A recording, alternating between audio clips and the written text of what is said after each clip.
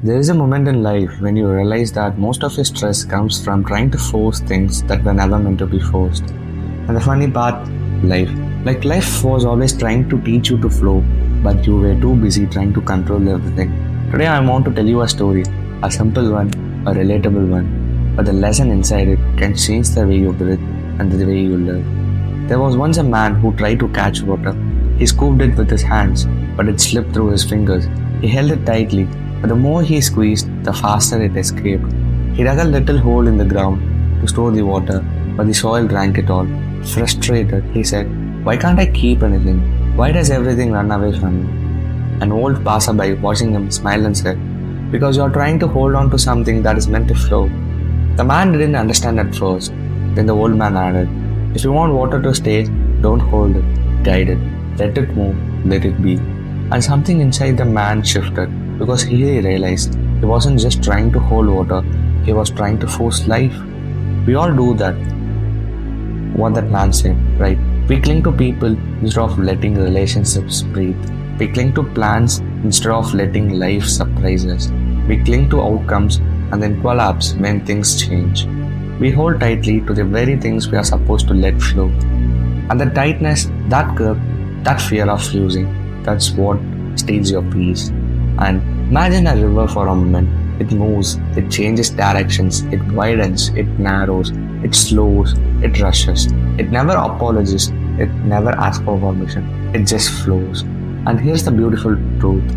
You're supposed to live more like a river and less like a dam, because a dam breaks and a river never does.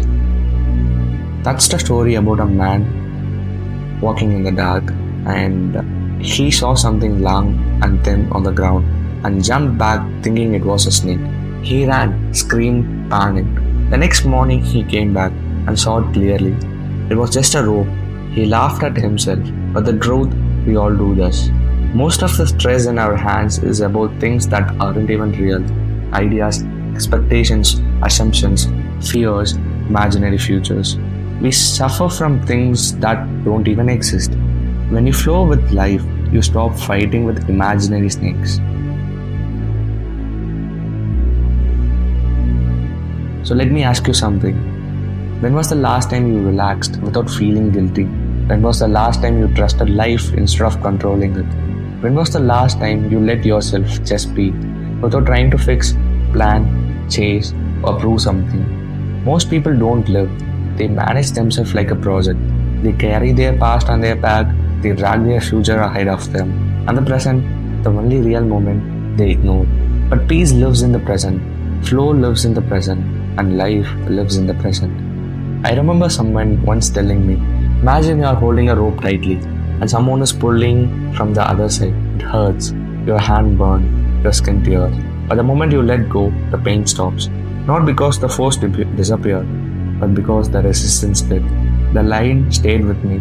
Sometimes, like, peace comes not from winning, but not from fighting. When you stop forcing life, the right people stay, the wrong people live. The right opportunities appear, the unnecessary one fades. Your mind becomes lighter, your days becomes calmer, your heart opens, your life becomes simpler. Because life already knows where to take you, you just need to stop blocking the path and listen. Your life is not meant to be controlled, it's meant to be lived. Stop squeezing water, stop fighting rivers, stop fearing ropes that aren't snakes.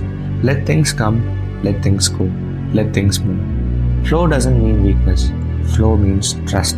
Trust in yourself, trust in peace, trust in the path. Because everything you're trying to control is already trying to find its own way.